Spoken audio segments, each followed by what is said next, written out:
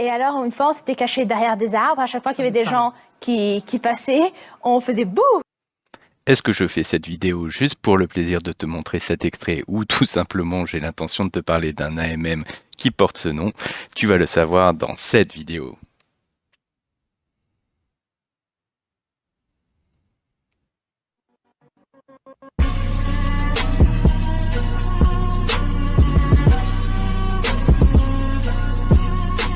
Bonjour à tous, bienvenue sur GoNoGo Crypto, la chaîne crypto où on se pose la question de rentrer ou pas dans les projets. Des génériques.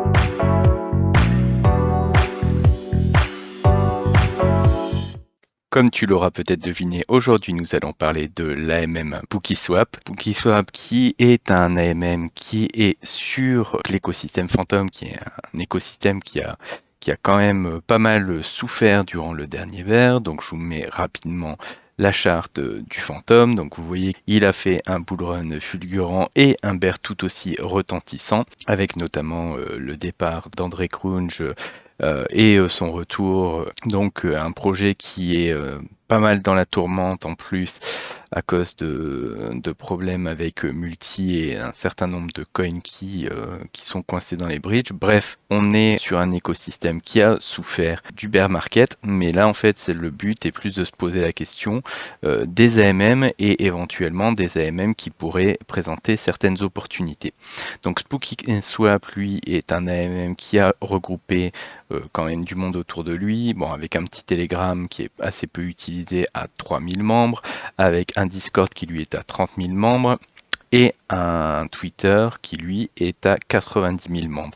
Donc on voit sur la répartition des tokens, la Shadow, etc. de PookieSwap que c'est un MM relativement classique. Donc vous voyez avec une toute petite répartition des tokens sur des ventes, des choses comme ça, mais ce qui ne nous intéresse finalement pas beaucoup, et surtout 80% de la supply qui est allouée à rémunérer les providers de liquidité. Donc les providers de liquidité, comme vous le savez, eux récupèrent ce token là pour le dumper aussi vite, donc ce qui va donner la charte qu'on va voir juste après. Donc on voit que le token Boo a perdu énormément en capitalisation pour arriver à un prix actuel qui est aux alentours des 30 centimes. On jette un petit coup d'œil sur la MC, on voit que la MC c'est à peu près la même chose, tout simplement parce que c'est un token qui venait rémunérer le provider de liquidité et qui derrière était dumpé, et donc vous voyez le prix qui descend parce que tout simplement la contrepartie qui était principalement en gouvernance ne pouvait pas forcément intéresser au point de ne pas dumper le token. D'autant plus que les AMM ont eu cette fâcheuse tendance durant le dernier bull run à venir justement aller chasser de la liquidité en offrant du token de gouvernance à dumper. Nous, ce qui va nous intéresser en fait au niveau de SpookySwap, ce qui n'est pas forcément le cas de tous les AMM, c'est que en fait vous avez une petite subtilité qui est intéressante pour nous, c'est-à-dire qu'en fait dans la répartition des frais de SpookySwap qui sont de 0,20%, donc sur chaque swap, il y a une partie qui est louée pour les providers plus émission de tokens, donc eux ont 0,17% de chaque swap qui leur sont attribués, mais on a au niveau de la réserve de Boo une partie des revenus qui sont reversés, je vais vous expliquer après, au niveau des gens qui possèdent du Boo. Ces 0,3%, en quoi ils peuvent nous intéresser et comment on peut justement se poser la question de est-ce qu'il y aurait un coup à jouer? Donc je vais vous mettre déjà les volumes que peut générer SpookySwap. Donc on voit que même en bear market, on est sur un nombre de swaps, sur un volume de swaps qui est relativement intéressant. On voit que la TVL a eu un petit creux durant l'été mais est remontée. Et je prends donc comme postulat de base que vous voyez, bon, on a des très gros pics, mais je vais prendre juste une base de, voilà, il y a 25 millions de swaps par semaine. Donc si on prend les dernières semaines, un mois complet nous fait 1 million de swaps. Si vous avez des fees à 0,20, ça fait que vous avez 200 000 euros qui sont alloués pour rémunérer les personnes qui provide et les stackers debout. Et donc, dans cette répartition-là, avec 0,3, on se dit, en moyenne, on a 30 000 $ qui sont alloués au rachat de boue pour pouvoir rémunérer les stackers de boue. Et si on rentre dans l'émission, on voit en plus qu'on est plutôt sur une fin d'émission, et vous voyez dans ce tableau que pour pouvoir rémunérer les providers de liquidité, il y a à l'heure actuelle à peu près 100 000 bouts qui sont dégagés par mois. Donc ces 100 000 bouts qui sont dégagés par mois, vu que le cours du bout à l'heure actuelle est de 30 centimes, ça fait qu'en fait on a une émission de bout qui est équivalent à 30 000 $ par mois. 30 000 $ par mois, qui est justement exactement ce que SpookySwap génère comme supply à l'heure actuelle.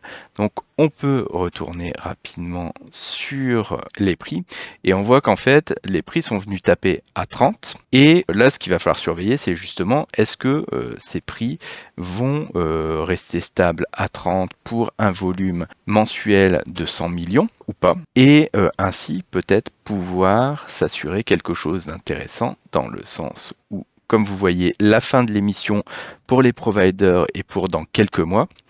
Et si SpookySwap maintient un volume de 100 millions et a tout simplement une liquidité qui ne part pas, des volumes qui ne s'effondrent pas, en même temps on est déjà en bear, on voit que 100 millions c'est ce qu'ils font par mois, et puis voilà quoi.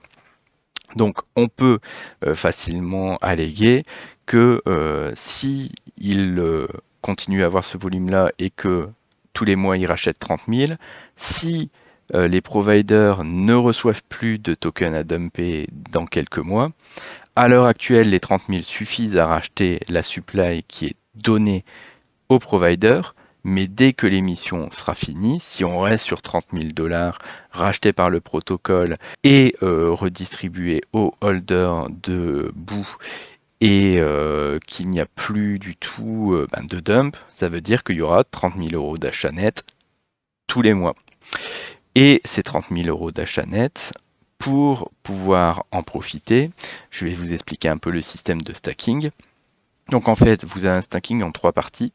Donc vous stackez vos bouts pour obtenir des X bouts, qui sont donc l'équivalent de vos tokens stackés. Et vous pouvez stacker vos X bouts pour justement obtenir la rémunération, donc le fait qu'il y ait les bouts qui soient rachetés pour vous les donner, vous les obtenez avec ça. Et vous obtenez aussi un meme coin plus ou moins intéressant. Là, en l'occurrence, celui en ce moment, c'est un meme coin qui est plutôt stable depuis un certain temps, qui n'a pas des volumes incroyables, mais concrètement, c'est pas vraiment ce qui m'intéresse.